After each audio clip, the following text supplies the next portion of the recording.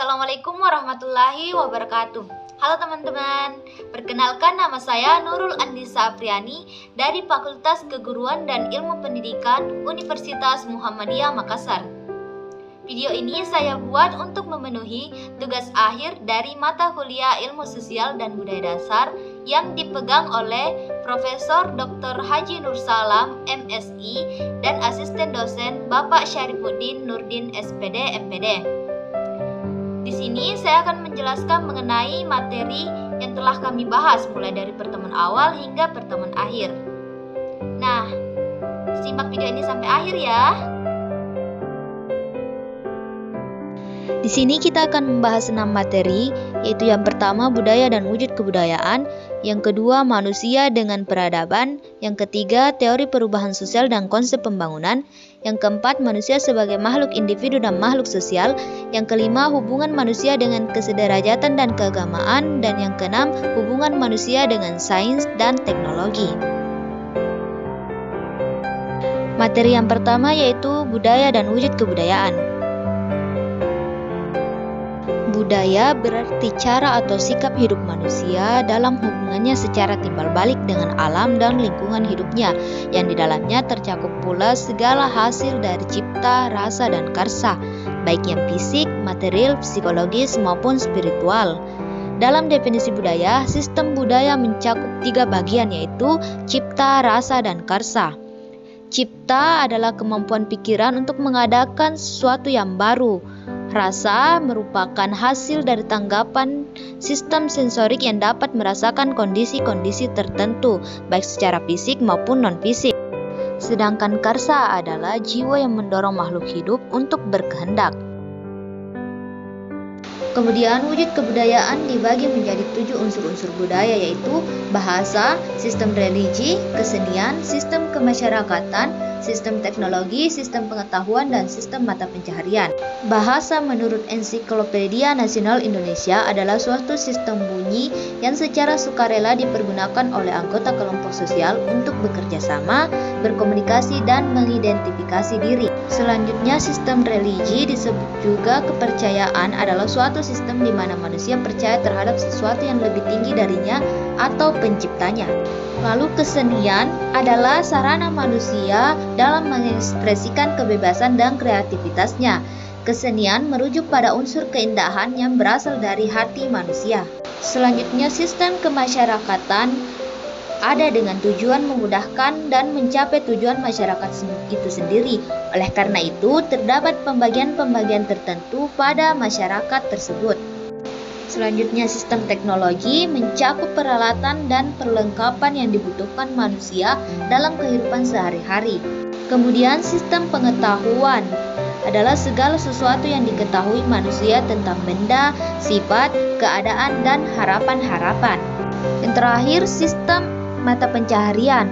Dalam sistem ini, manusia memenuhi kebutuhan mulai dari produksi, distribusi, dan konsumsi. Materi yang kedua yaitu manusia dan peradaban. Manusia merupakan makhluk yang diciptakan oleh Tuhan Yang Maha Esa serta makhluk yang dapat berdiri sendiri. Sedangkan peradaban menurut para ahli adalah seluruh kehidupan sosial, politik, ekonomi, dan teknik. Peradaban ialah kebudayaan yang sudah tidak tumbuh lagi. Manusia dan peradaban adalah satu kesatuan yang tidak dapat dipisahkan, karena manusia itu memiliki cipta, rasa, dan karsa. Cipta, rasa, dan karsa itu akan menimbulkan perkembangan pengetahuan yang berasal dari suatu budaya. Dari hal itulah kebudayaan akan mengalami kemajuan sehingga dikatakan sebagai peradaban. Materi yang ketiga yaitu teori perubahan sosial dan konsep pembangunan. Teori perubahan sosial dibagi menjadi 2 bagian yaitu teori causation problem dan teori proses. Teori causation problem menguji 2 analisis yaitu analisis diaklesis yang menguji tentang syarat dan keadaan yang mengakibatkan terjadinya perubahan dalam masyarakat, serta teori tunggal yang menganalisis sebab perubahan sosial atau pola kebudayaan. Kemudian teori proses dibagi lagi menjadi dua bagian, yaitu teori evolusi unlinear, yaitu manusia mengalami perkembangan melalui tahap tertentu, dan teori multilinear yang menggambarkan suatu metodologi didasarkan pada asumsi. Selanjutnya, konsep pembangunan dibagi menjadi tiga bagian, yaitu yang pertama teori dependensi yang menganalisis gejala sosial yang mempunyai gejala tertentu. Yang kedua, penyebab perubahan yang berasal dari faktor inter, di mana bertambah dan berkurangnya penduduk yang sangat cepat menyebabkan terjadinya perubahan struktur masyarakat. Serta yang terakhir yaitu keseimbangan, yang merupakan syarat yang harus terpenuhi agar masyarakat dan lembaga sosial bisa berfungsi dan saling menunjang satu sama lain. Materi yang keempat yaitu manusia sebagai makhluk individu dan makhluk sosial. Manusia adalah makhluk yang selalu berinteraksi dengan sesamanya. Manusia tidak dapat mencapai apa yang diinginkan dengan dirinya sendiri. Manusia tidak dapat menyadari individualitas kecuali melalui kehidupan sosial. Selain sebagai makhluk individu, manusia juga merupakan makhluk sosial. Salah satunya dikarenakan pada diri manusia ada dorongan untuk berhubungan atau berinteraksi dengan orang lain yang satu sama lain saling membutuhkan. Dalam menjalankan kehidupan sehari-hari, manusia tidak dapat menjalankan hidupnya sendiri. Bahkan dalam memenuhi kebutuhannya, manusia memerlukan manusia lain untuk membantunya. Materi yang kelima yaitu hubungan manusia dengan kesederajatan dan keagamaan. Manusia adalah makhluk ciptaan Tuhan yang paling sempurna dibandingkan makhluk ciptaan Tuhan yang lainnya. Manusia diciptakan dengan kesederajatan dan memiliki kepercayaan masing-masing. Kesederajatan adalah suatu kondisi di mana ada perbedaan dan keberagaman yang ada, tetapi manusia tetap memiliki satu kedudukan yang sama dan satu tingkatan hierarki. Setiap manusia dilahirkan setara meskipun dengan keberagaman identitas yang disandang. Setiap individu memiliki hak-hak dasar yang sama dan melekat pada dirinya sejak dilahirkan. Selain itu, manusia memiliki kepercayaan yang berbeda-beda.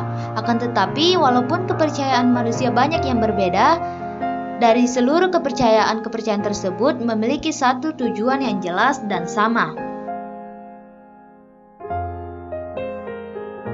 Nah, kita telah sampai pada materi yang terakhir, yaitu hubungan manusia dengan sains dan teknologi. Hubungan sains dan teknologi mengalami perkembangan dari abad ke abad. Sains berkaitan dengan cara mencari tahu tentang alam semesta secara sistematis, dan bukan hanya kumpulan berupa fakta-fakta, konsep-konsep, prinsip-prinsip saja, tetapi juga merupakan suatu proses penemuan. Kemudian teknologi adalah cara melakukan sesuatu untuk memenuhi kebutuhan manusia dengan bantuan akal dan alat, sehingga seakan-akan memperpanjang, memperkuat, atau membuat lebih ampuh anggota tubuh panca indera dan otak manusia. Salah satu fungsi ilmu pengetahuan dan teknologi adalah sarana bagi kehidupan manusia, yakni untuk membantu manusia agar aktivitas kehidupannya menjadi lebih mudah, lancar, efisien, dan efektif, sehingga kehidupannya menjadi lebih produktif dan bermakna. Dengan demikian, ilmu pengetahuan dan teknologi bagi manusia selalu berkaitan dengan usaha manusia untuk menciptakan taraf kehidupannya yang lebih baik. Itulah tadi materi yang telah saya jelaskan. Terima kasih telah menonton sampai akhir video ini. Jika kalian menyukai video ini, jangan lupa di like, subscribe, dan komen. Terima kasih.